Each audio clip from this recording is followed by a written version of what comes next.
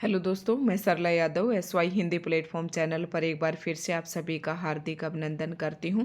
और जैसा कि आप सभी को पता है कि हम अपने चैनल पर TGT PGT एस्टेट और PGT एस्टेट की तैयारी कर रहे हैं।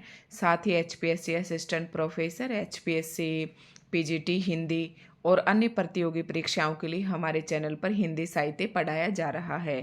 तो मैंने आप सभी के कहने पर भारतीय काव्य शास्त्र पढ़ाने की शुरुआत कर रखी है और उसी के अंतर्गत भारतीय काव्य शास्त्र लगभग हमारा कंप्लीट होने वाला है। और उसके अंदर 6 संप्रदाय हैं भारतीय काव्य शास्त्र के अंदर। तो 3 संप्रदाय भी हम पढ़ चुके हैं। तो जो भी कैंडिडेट आज की इस वीडियो से नया जुड़ता है तो चैनल को सब्सक्राइब जरूर करें। और सब्सक्राइब करने के बाद चैनल पर जाकर आप प्लेलिस्ट जरूर चेक करें। TGT PGT estate assistant professor के लिए, UGC नेट के लिए हमने काफ़ी कुछ अपने चैनल पर पढ़ा रखा है। तो भारतीय काव्य शास्त्र का जितने भी मैंने आचार्य पढ़ाए थे तो मैंने सोचा कि एक ही वीडियो में एक ही जगह पर उनके आपको सभी का जो क्रम है, जैसे कि कई बार इनको क्रम से व्यवस्थित करने के लिए भी पूछ लिया जाता है और कई बार इनकी समय सीमा भी पूछ ली जाती है कि कौन सा आचार्य किस शताब्दी से है। साथ ही में इनकी रचनाएं भी पूछ ली जाती हैं। तो मैंने सोचा कि एक छोटी सी वीडियो इस पर बनाई देती हूँ। तो आप यहाँ से अब मैं छोटे छोटे, क्योंकि डिटेल से तो हमने लगभग जो सरस्वती पांडे, गोविंद पांडे की बुक है वो लगभग मैंने डिटेल से पूरी पढ़ा दी है। तो जो भी कैंडिडेट इस बुक से पढ़ना चाहता है तो वो सारी वीडियोस देख सकते हैं।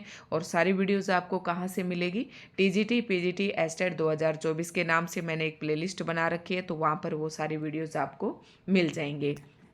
अगर नहीं मिलती हैं तो आप कमेंट करके मुझे बताएं, मैं उसका लिंक शेयर कर दूंगी। तो आज के इस वीडियो लेक्चर में हम पढ़ेंगे संस्कृत काव्य शास्त्रीय रचनाकार और उनकी रचनाएं। वैसे बहुत ही इम्पोर्टेंट है, यहाँ से 1 या 2 नंबर आप जो है ना अपने पक्के कर सकते हैं। चाहे किसी भी प्रकार का कोई भी कम्पिटिटिव आपका एग्ज़ाम हो, सभी में यहाँ से प्रश्न पूछे जा सकते हैं। तो जैसे कि आचार्य भरत मुनि है, संस्कृत काव्य शास्त्र हम पढ़ रहे हैं। तो आचार्य भरत मुनि को हमने डिटेल से पढ़ाया, भामा को पढ़ाया, दंडी को पढ़ाया, उद्भट को पढ़ाया। तो जब मैंने भारतीय काव्य शास्त्र पढ़ाना शुरू किया था तो इसकी मैंने एक प्लेलिस्ट बना रखी है और सभी की वीडियो मैंने बिल्कुल सीक्वेंस से डाल रखी हैं, तो आप वहाँ से देख सकते हैं। बहुत ही आसान शब्दों में मैंने भारतीय काव्य शास्त्र पढ़ाया है और पढ़ते ही सीधा आपके दिमाग में भी कंसेप्ट जो है आपका क्लियर हो जाएगा। तो भरत मुनि पढ़ाया वो डिटेल से, डिटेल वाली वीडियो आप देख लें, लेकिन यहाँ पर मैं शॉर्ट में लेकर आई हूँ।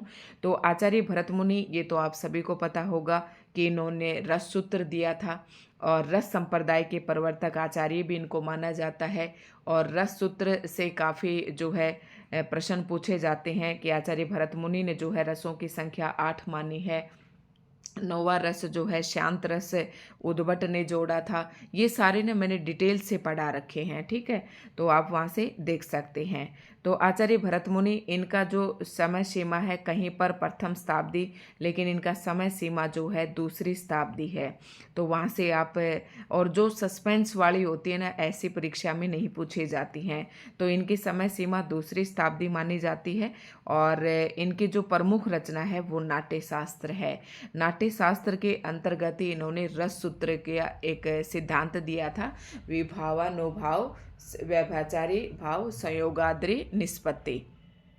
तो ये इन्होंने रस सूत्र दिया था, ठीक है। अगर आप डिटेल से पढ़ना चाहते हैं तो रस संप्रदाय मैंने पूरा पढ़ा रखा है, आप वहाँ से पढ़ सकते हैं। दूसरा आचार्य आता है भामा, और भामा का जो समय सीमा है वो भी 6ठी शताब्दी है। और इनकी रचनाओं का रचना इन्होंने, मतलब जो भारतीय काव्य शास्त्र नामक जो ग्रंथ लिखा था उसका नाम है काव्य अलंकार। तो यहाँ से अच्छे से याद कर लें। और भामा जो है अलंकार संप्रदाय के प्रवर्तक आचार्य भी हैं, ठीक है। तो इनकी रचनाएं याद कर ले और इनकी समय सीमा भी। तीसरा आता है आचार्य दंडी, और दंडी की समय सीमा 6ठी शताब्दी ही है। और इनकी जो काव्य शास्त्र नामक जो ग्रंथ है उसका नाम है काव्यादर्श। काफ़ी इम्पोर्टेंट है, तो यहाँ से आप देख सकते हैं। और अगला जो आचार्य है वो है उद्भट, और उद्भट की जो समय सीमा है वो 8वीं शताब्दी है। और इनकी पुस्तक का नाम है काव्य अलंकार सार संग्रह। तो आपको ना 3 बातें थोड़ी सी ध्यान रखनी है। जैसे आचार्य भामा, तो भामा का है काव्य अलंकार, और उद्भट का है काव्य अलंकार सार संग्रह और आचार्य वामन का है काव्य अलंकार सूत्रवर्ती। तो ऐसे याद रख लेना, ये आचार्य भामा, उद्भट और वामन 3 आचार्य ऐसे हैं जिन्होंने काव्य अलंकार नामक ग्रंथ लिखा। लेकिन आप कैसे याद रख लें कि उद्भट का तो है सार संग्रह और वामन का है सूत्रवर्ती, यानी कि वामन ने सूत्र दिया काव्य अलंकार के, ट्रिक बता रही हूँ ये मैं आपको। वामन ने काव्य अलंकार के सूत्र दिए और उद्भट ने जो है काव्य अलंकार का पूरा सार ही प्रस्तुत कर दिया, और भामा जो है इन्होंने सिर्फ काव्य अलंकार नामक ग्रंथ लिखा। तो इस तरीके से आपको इनमें कंफ्यूज नहीं होना है, ठीक है। आचार्य दंडी का मैंने आपको बता दिया। उद्भट का 8वीं, उद्भट ठ 8वीं शताब्दी इनकी समय सीमा मानी जाती है और काव्य अलंकार सार संग्रह जो है इनकी रचना का नाम है। उसके बाद आता है आचार्य वामन, और वामन का भी जो समय सीमा है वो 8वीं शताब्दी है और इनके ग्रंथ का नाम मैंने अभी बताया कि वामन ने सूत्र दिया तो काव्य अलंकार सूत्रवर्ती। इन्होंने अपने इस काव्य अलंकार के अंदर, इस ग्रंथ के अंदर अलंकारों पर विस्तृत विवेचन किया है। आचार्य रुद्रट, इनकी समय सीमा 9वीं शताब्दी मानी जाती है और इनकी पुस्तक का नाम भी है काव्य अलंकार।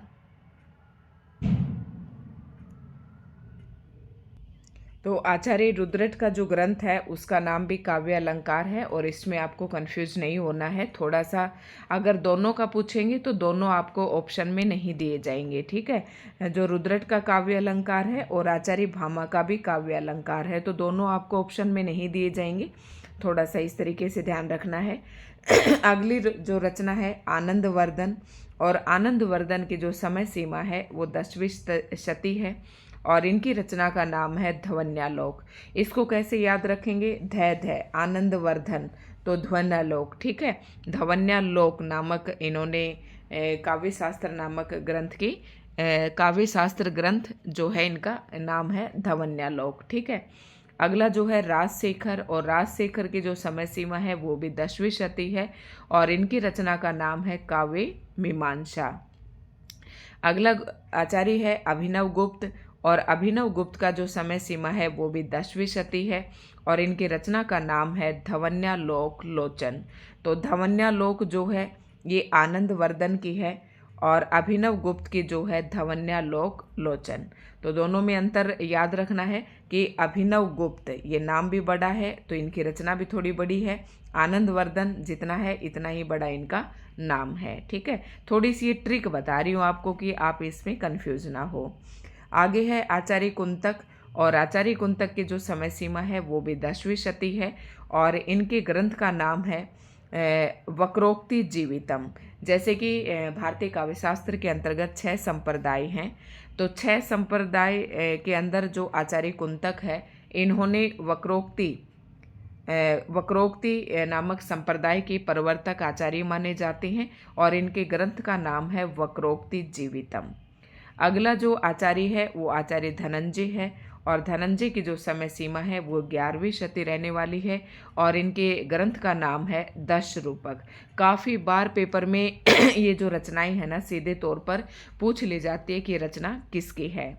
आचार्य भोजराज की 2 रचनाएं हैं और इनका समय सीमा जो है 11वीं शती है और इनकी रचना का नाम है श्रृंगार प्रकाश।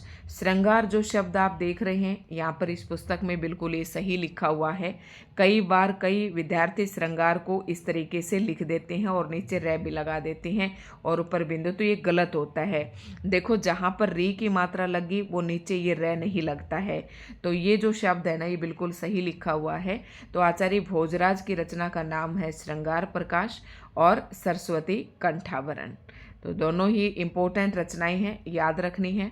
उसके बाद औचित्य क्षेमेंद्र, और क्षेमेंद्र जो है औचित्य संप्रदाय के प्रवर्तक आचार्य माने जाते हैं और इनका जो समय सीमा है वो 11वीं शती है और इनके जो ग्रंथ का नाम है वो है औचित्य विचार चर्चा और कवि कंठाभरण। याद रखना सरस्वती कंठाभरण किसकी है? भोजराज की, और कवि कंठाभरण किसकी है? क्षेमेंद्र की है। कैसे याद रखेंगे? भोजराज, जब आजकल औरतें खाना खाने के लिए जाती हैं, भोज पर जाती हैं, तो कंठ में क्या करके जाती हैं? श्रृंगार करके जाती हैं। श्रृंगार प्रकाश और सरस्वती कंठाभरण, सरस्वती की तरह क्या करती हैं? कंठ में श्रृंगार करके जाती हैं जब भोज पर जाती हैं, जब खाने पर जाती हैं। और क्षेमेंद्र को एक कवि समझ लेना कि क्षेमेंद्र एक कवि है, इसलिए उसने कौन सी रचना की? कवि कंठाभरण। ये दोनों मैंने आपको ट्रिक बताई हैं ताकि आप इसके अंदर कंफ्यूज ना हो। आगे आता है आचार्य मम्मट, और आचार्य मम्मट की जो समय सीमा है वो 11वीं शती रहने वाली है, और इनके ग्रंथ का नाम है काव्य प्रकाश। ये भी इम्पोर्टेंट है। उसके बाद आता है महीम भट्ट, और महीम भट्ट की जो समय सीमा है वो 12वीं शताब्दी रहने वाली है, और इनकी रचना का नाम है व्यक्ति विवेक। आगे आता है रुयक, और रुयक का भी समय सीमा 12वीं शती है, और इनके रचना का नाम है अलंकार सर्वस्व। काफ़ी बार परीक्षाओं में ये रचना पूछी जाती है, तो आपको ध्यान रखना है। उसके बाद आता है वाग भट्ट, और वाघ भट्ट जो है 12वीं शती इनका समय सीमा है, और वाघ भट्टा अलंकार, तो ये तो नाम से ही पता चल रहा है कि ये रचना किसकी है। उसके बाद मोस्ट इम्पोर्टेंट आता है हेमचंद्र, और हेमचंद्र को जो है हमने आदिकाल जब हमने पढ़ाया था अपने चैनल पर, आदिकाल, भक्तिकाल, रीतिकाल और आधुनिक काल हम बिल्कुल संपूर्ण कर चुके हैं, विद MCQs हम संपूर्ण कर चुके हैं, तो आप वहाँ से ज़रूर जाकर पढ़ें। वीडियो नहीं मिलती है तो आप कमेंट करके बताएं। SY हिंदी प्लेटफॉर्म के नाम से मेरा टेलीग्राम चैनल है, आप उसे ज्वाइन कर ले सर्च करके, और आप वहाँ से जुड़ सकते हैं। सारे वीडियोस आपको वहाँ से बिल्कुल क्रम से मिल जाएंगे। तो हेमचंद्र का समय सीमा 12वीं शती है, और काव्यानुशासन नामक इनकी रचना है। ठीक है, जयदेव का है 13वीं शती, हेमचंद्र की शब्दानुशासन भी है। ठीक है, और जो जयदेव है 13वीं शताब्दी इनकी समय सीमा है, और चंद्रालोक जो है इनकी पुस्तक का नाम है। ठीक है, चंद्रालोक ये भी पेपर में पूछी जाती है। और आगे जो विश्वनाथ आ रहा है, इसकी रचना जो है साहित्य दर्पण, ये भी बहुत बार परीक्षा में पूछी जाती है। तो जयदेव, जय हो चंद्र में, चंद्रमा की जय हो। और विश्व का दर्पण हम किस में, पूरे विश्व का किस में देख सकते हैं? साहित्य के अंदर हम पूरे विश्व को साहित्य रूपी दर्पण में देख सकते हैं। इससे ट्रिक बना लेना, ये ट्रिक आपकी बन जाएगी कि पूरे विश्व के दर्शन करते हैं तो साहित्य रूपी दर्पण में कर सकते हो। विश्वनाथ का जो समय सीमा है वो 14वीं शती रहने वाला है, जयदेव का 13वीं शती है, ध्यान रखना है। विद्याधर, तो इसका विद्याधर का है 14वीं शती, और इसकी पुस्तक का नाम है एकावली। ये कोई ज़्यादा इम्पोर्टेंट नहीं है, लेकिन फिर भी याद रखना। भानुदत्त की पूछी जाती हैं, भानुदत्त की जो समय सीमा है वो 15वीं शती रहने वाला है, और रसमंजरी और रसतरंगिणी ये 2 रचनाएं हैं भानुदत्त की। ठीक है, केशव मिश्र जो है 16वीं शती इनकी समय सीमा है, और अलंकार नामक इन्होंने ग्रंथ की रचना की।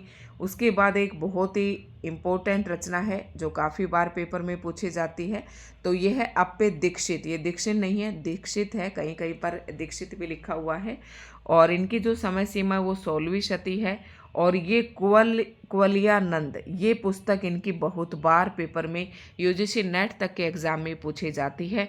तो कुवलयानंद जो रचना है वो अप्पे दीक्षित की है। ठीक है, और चित्र मीमांसा, ये दोनों ही रचना जो हैं अप्पे दीक्षित की हैं। पंडित राज, और इनकी जो समय सीमा है वो 17वीं शती है, और इनकी ग्रंथ का नाम है रस गंगाधर। याद रखना,